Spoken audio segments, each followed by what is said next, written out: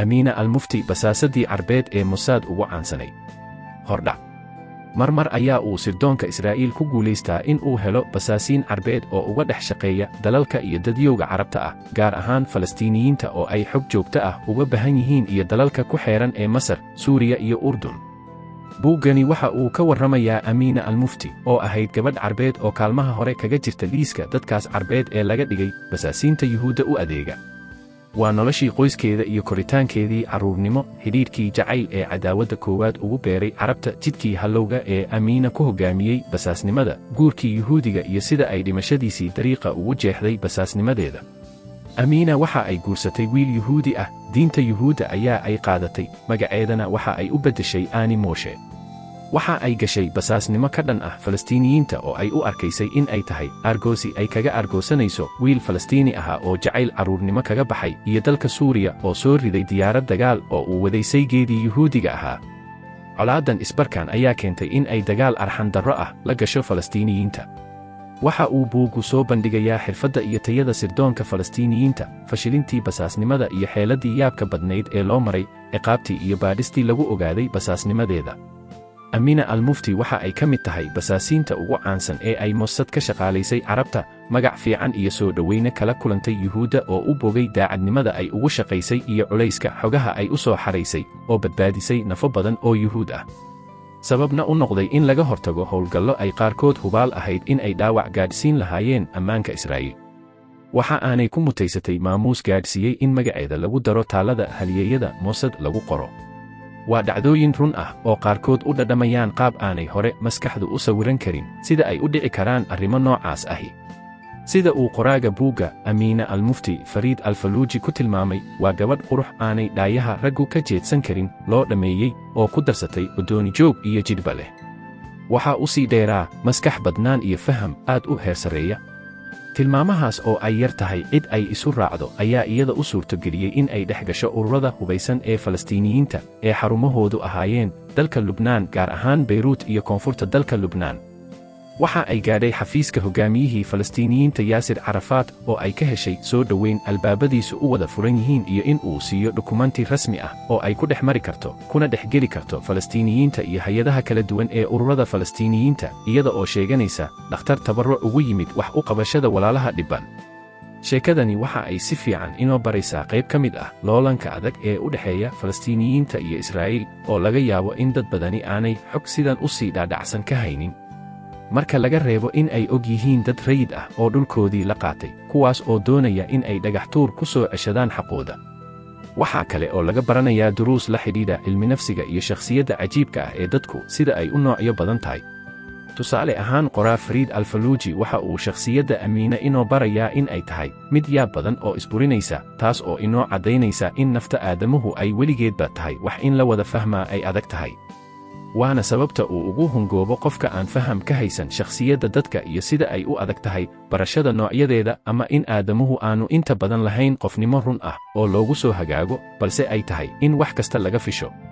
Buuggani xiise uma samaynayo keliya dadka xiiseeya sheekooyinka sirdoonka, balse waxa uu sida oo kale macno u samaynayaa dadka jecel sheekooyinka jacaylka iyo arrimaha bulshada ah. Waxa ay ka qaadan karaan casharro iyo waayo-aragnimo cilmi nafsi ah oo aadamaha la xidhiidha. qisadan waxaa si dhammaytiran u qoray Fariid al-Falluuji buuggiisa Amiina al-Mufti, waana buugga laga soo dheegtay ama ay ku sargoontay sheekada buuggan ku qoran, laakiin kuma koobna, oo maadaama ay dad badani wax ka qoreen sheekadan, waxa aynu ku dadaalnay in aynu buugga Fariid la akhrino qoraallo kale oo aynu ka helno faahfaahino dheeraad ah iyo dhammaystirka meelaha laga yaabo in xog dheeraad ah ay ku daraan. Tusaale ahaan, meelaha aynu qoraallada ka soo qaadanay waxaa ka mid ah filimka taxanaha ee Inan Reer Bari ah, Fataatun Mina Sharq, oo uu hal abuur Axmed Cali Axmed oo u dhashay dalka Masar. Filimkan waxaa laga sameeyey sheekada Amiina al-Mufti. Waxaa isaguna sheekadan si fiican wax uga qoray qoraaga caanka ah ee reer Masar Salaax Imaam, oo qisadan isagu u bixiyey aqoon-yahanadii qiyaamadu balwadda u noqotay. Amiina Daawud al-Mufti Ani Moshe waxa ay ku dhalatay mid ka mid ah xaafadaha dadka ladani deegaan ee magaalada Ammaan, caasimadda dalka Urdun, sanadkii 1939. Waxa aanu waalidkeed ugu wanqalay magaca Amiina. Amiina Daawud Maxamed al-Mufti qoyskoodu waa Muslim, isirkiisu ka soo jeedo qowmiyadda Sharkiska. Sharkisku waa qowmiyadii inta la og yahay ugu horreysay ee ku dhaqnayd gobolka waqooyiga Qowqaas. waxaase kala fidhiyey dagaaladii dhul ballaadhsiga ee maraadoriyadii Ruushku 1721 ilaa 1917 ku qabsatay guud ahaan gobolkaas. dagaaladaas iyo xiisado colaadeed oo socday in ka badan 100 sano ayaa keenay in dad aad u badan oo qowmiyadan ka mid ahi ay u haajireen dhulkii ay ka talinaysay dowladdii Cusmaaniyiinta ama deegaanadii nabdoonaa ee Ruushka. Sharkiska oo badankoodu muslimiin sunniya ah ku dhex milmay qowmiyadihii ku hareeraysnaa iyo kuwii ay dhulkooda u haajireen. markii ay khilaafadii Cusmaaniyiintu burburtay, dalalka ka dhashay ee ay sharkisku aad u degan yihiin waxaa ka mid ah Urdun, Turkiga, Ciraaq, Iiraan, Lubnaan, Suuriya, Falastiin, Sacuudiga iyo meelo kale.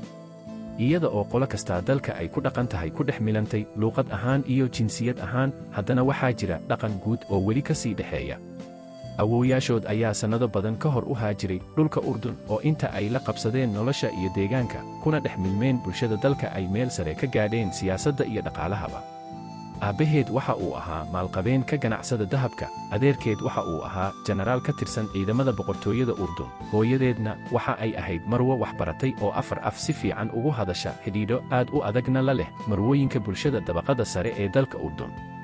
waxa ay ahayd guri-dambaysta qoyska oo ka koobnaa 6 carruur ah oo ay ku jirto 2 hablood oo ka waaweyni xaaslay ayaa ay ahaayeen, 3 kalena wiilal ayaa ay ahaayeen. waxa ay ku garaadsatay koolkoolin ay labadeeda waalid la hareero taagan yihiin iyo kalgacal ku abuuray qab iyo in ay isu aragto ruux dhiggeeda ka sarraysa.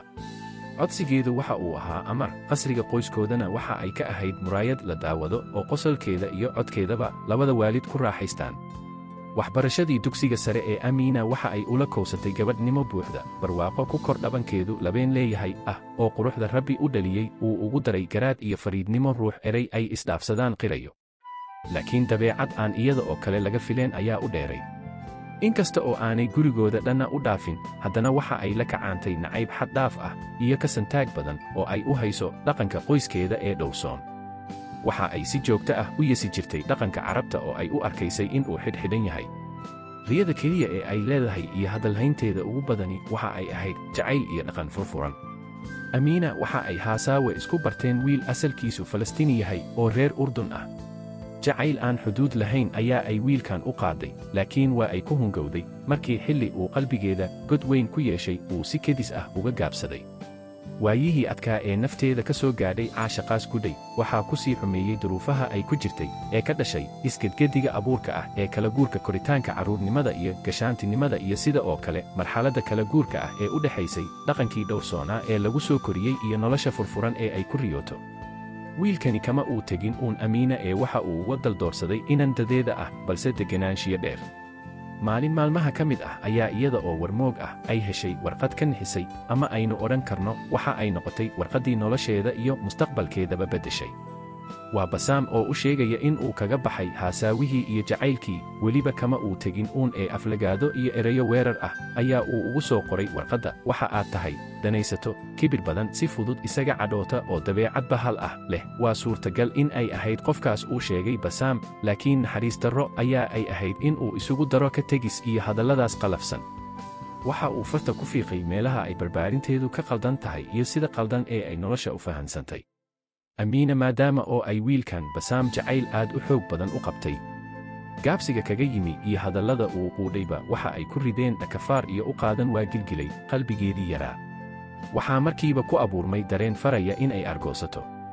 walbahaarkii caashaq ee ku abuurmay iyo murugada ay ka qaaday jacaylka kuwa cadfuray awgeed waxa ay gashay xaalad ay nafteeda iyo noloshaba loolan kula jirto. khasaarihii ugu horreeyey ee ka dhashayna waxa uu galaaftay waxbarashadii oo ahaa waxa ugu fiican ee qoyskeedu kula dadaalay. imtixaankii dhammaysashada dugsiga sare ayaa ay ku soo baxday dhibco aan gaadhsiinayn waxbarashadii jaamacadeed ee ay doonaysay. maadaama oo laga warqabay jaamacadda ay rabtay, ardayda dugsiga iyo dadka ka agdhow oo dhammina ay la socdeen doonisteedii waxbarashada, Amiina waxaa ku adkaaday in ay ku sii dhex noolaato bulshadan og in jaamacadda ay dhigataa ay tahay mid aanay iyadu dooran ee dhibcaha hooseeya ee imtixaanka ay heshay ay geeyeen. wejigabaxaas ay kala kulantay natiijadii imtixaanka iyo imtixaankii jacaylka ee ugu horreeyey awgii waxa ay Amiina ku tashatay in ay waxbarashada jaamacadda u doonato dalalka Yurub. xilliyadaas dadka sida qoyska Amiina aadka u ladan ee dalka Urdun waxaa caado u ahayd in ubadkooda ay waxbarasho ugu diraan dalalka Yurub. Sannadkii 1957 ayaa ay Amiina ku biirtay jaamacadda Vienna, waxa aanay degtay guriga tirsigiisu yahay 55 oo ku yaala shaaraca Johanstrasse 56, laakiin markii ay dhowr toddobaad degganayd gurigan ayaa ay u guurtay dhismaha hoyga ardayda ee jaamacadda ay dhiganaysay, qayb loogu talagalay ardayda shisheeyaha ah. durbadiiba noloshii cusbayd Amiina waxa ay gelisay farxad iyo raynrayn hor leh, jawi didilo leh oo ay naftu ugu sheekaysay in ay ugu yaraan ka soo duugtay dhaqankii tolkeed ee ay u arkaysay in uu xidhxidhan yahay. hase ahaato ee noloshaas ay ku farxaysay waxa ay dhalan rogtay shakhsiyadeedii iyo habdhaqankii lagu soo ababiyey. waxaa qolka la degganaa ardayad aad u furfuran oo sii dhammaysanaysay kuliyadda caafimaadka ee jaamacadda. waxa uu magaceedu ahaa Julie Patrick oo u dhalatay dalka Koonfur Afrika. waxa ay waayo aragnimo dheer u lahayd nolosha reer Yurub, goobaha leydhsiga iyo dalxiiska loo tago ee magaalada Vienna, iyo xorriyadda aan dhammaadka lahayn ee ay dareemi karto inaan ka timid dunida barigu. Julie waxa ay Amiina bartay sigaar nuugista. 5 sano ayaa Amiina ku dhaafay foofdaran habow iyo dhaqan xumo. waxaa dhaqankeeda laga dheehanayay in ay is-ilowsiisay sababta ay dalkeedii uga timid ee Vienna keentay. si kastaba ha ahaatee maadaama oo aanay weli maskaxdeedu u bislaan in ay si buuxda uga hortimaado qoyskeeda, waxa uu warwar badani ka qabsaday waxa ay qoyska ku qancin doonto marka la weydiiyo cilmiga ay baratay iyo shahaadadeeda. waana sababta kaliftay in wiilka Yuhuudiga ah oo magaciisu Moshe ahaa uu ka caawiyo in ay hesho shahaadada sare ee PhD-da oo been abuur ah. shahaadadan waxaa lagu sheegay in Amiina ay dhammaysatay cilmiga daweynta xanuunada jidheed iyo kuwa nafsiga ah ee ka dhasha xaaladaha nafsiga ah. cilmigan oo afka qalaad lagu yidhaahdo pathopsychologist caafimaadka nafsiga ah. sannadkii 1966 ayaa ay Amiina mar kale dib ugu soo noqotay dalka Urdun. qoyskeeda iyo guud ahaan jeelka ayaa si aad u diiran ugu soo dhoweeyey dalkeeda hooyo, iyaga oo ku faraxsan kuna faanaya dhammaysashada waxbarashada iyo guryo noqoshada inantooda. soo farxaddan waxaa wehelinayay damaashaad qarsoon oo qoysku ku muujinayeen sida ay ugu faraxsan yihiin in inantoodu ay sidii dhaqankeedu ahaa u guursan doonto.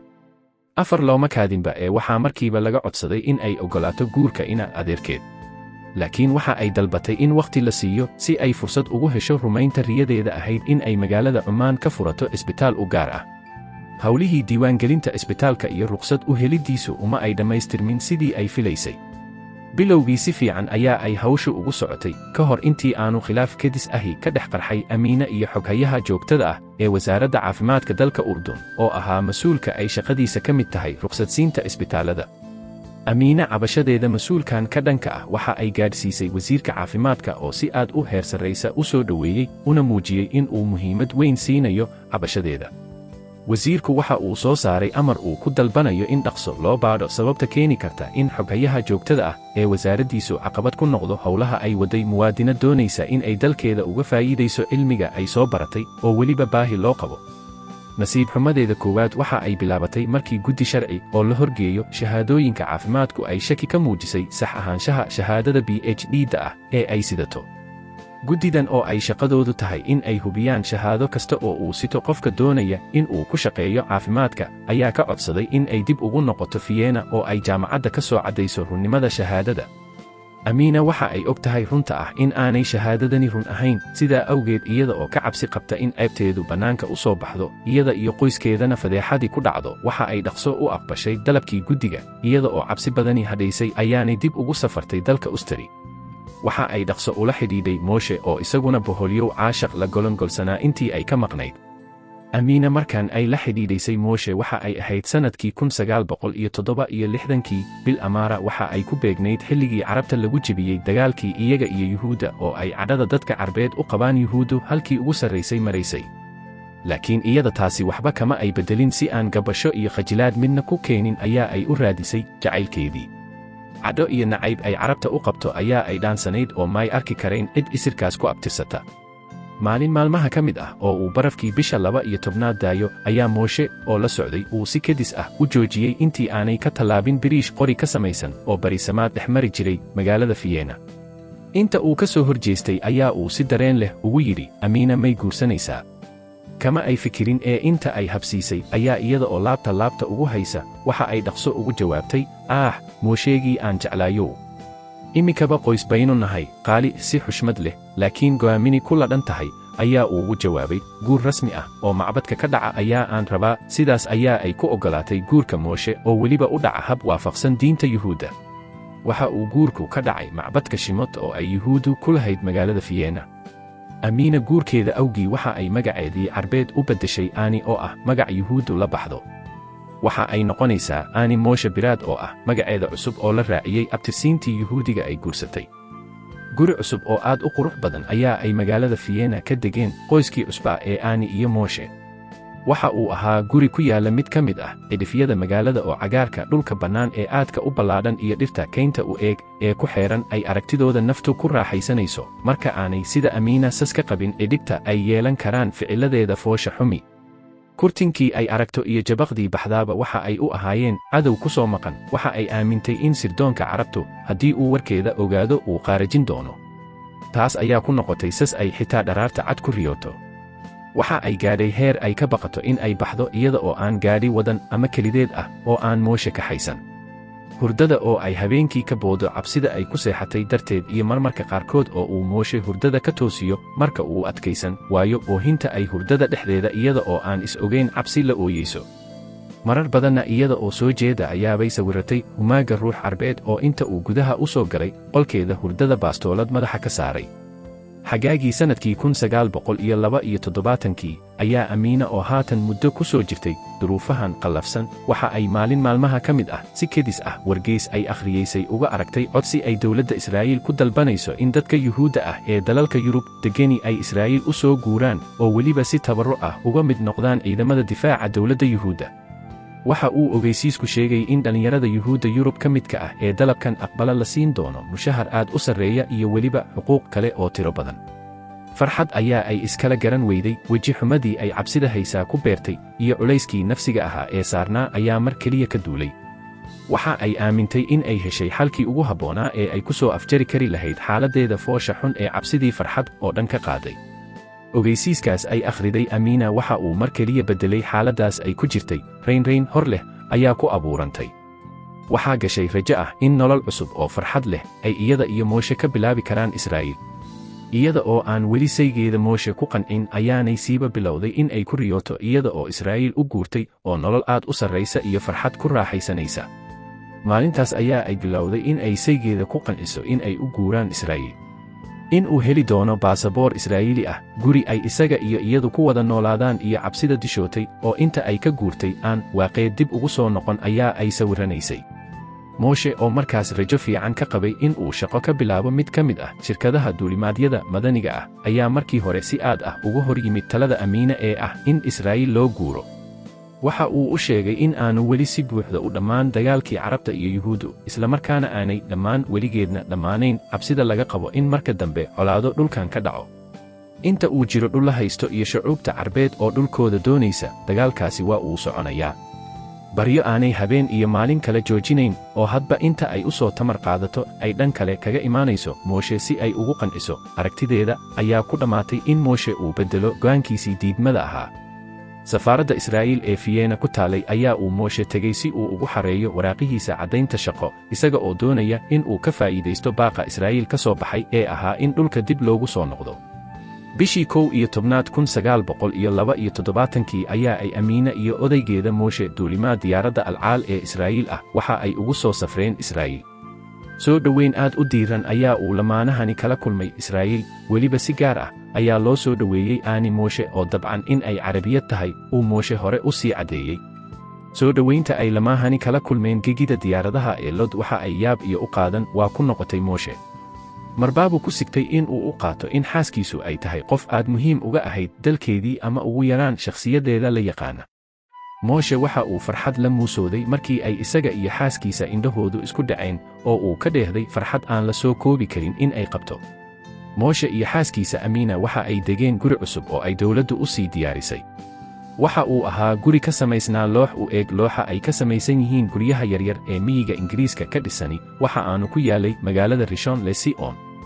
Dhowr maalmood markii ay nasatay ayaa Amiina looga yeedhay xarunta mid ka mid ah hay'adaha ammaanka ee Israa'iil waxa aana la weydiiyey boqolaal su'aalood oo la xidhiidha dhalashadeedii halkii ay ku soo kortay oo dabcan Urdun ahayd xaaladda qoyskeeda iyo asxaabteeda oo dhan. Waxaa laga waraystay sida ay isku barteen Mooshe iyo guurkooda. su'aalahan oo dhan waxa ay uga jawaabtay si kalsooni leh oo aanay hakasho ku dhex jirin. Waxa kale oo la weydiiyey aragtideeda la xidhiidha jiritaanka Israa'iil iyo shucuurteeda ku aadan dalkeedii hore ee Urdun. Waxa kale oo laga waraystay Falastiiniyiinta Urdun ku dhaqan iyo su'aalo la mid ah. Waxa ay baadhayaasha Yuhuudda ah u sheegtay in ay necab tahay ururka xoraynta Falastiin iyo guud ahaan ururada kale ee Falastiiniyiinta. Waxa ay ku andacootay in qaladka ugu weyn ee Boqor Xuseen kii Urdun galay uu ahaa in uu wada dili waayey Falastiiniyiintii Urdun ku noolayd, iyada oo sida oo kalena ku celcelinaysay in ururada gobonnimo doonka ah ee Falastiiniyiintu ay aad u necab yihiin qowmiyadda Sharkisiyiinta. Xoogagga hubaysnaa ee uu Boqor Xuseen ka saarayay Urdun ayaa iyaguna gadooday oo gubay guryihii iyo dhismayaashii qowmiyadda Sharkis ee reer Urdun. Waxa ay burburiyeen dhismayaashii iyo hantidii Sharkiska. Sababaha ugu muhiimsan ee ay Falastiiniyiintu u leynayeen Sharkisku waxa ay ahayd Amiina adeerkeed oo ahaa jenaraal ka tirsan ciidamada dalka Urdun ayaa ka dambeeyey ama hormuud ka ahaa xasuuqii foosha xumaa ee bishii Sebteembar 1971 ciidamada Urdun dhulkooda kaga saarayeen Falastiiniyiinta, dad aad u tiro badanna si bani'aadamnimada ka baxsan loola macaamilay. Baadhistani markii ay u dhammaatay, Amiina waxaa la siiyey sharciga Israa'iil oo u aqoonsaday in markaas la siiyey laga bilaabo ay tahay muwaadinad u dhalatay Israa'iil. Waxa aanay saraakiishani u ballanqaadeen in sida ugu dhaqsaha badan ee suurtagal ah shaqo fiican loo siin doono. La soco qaybaha dambe ee buugga oo xiiso badan leh.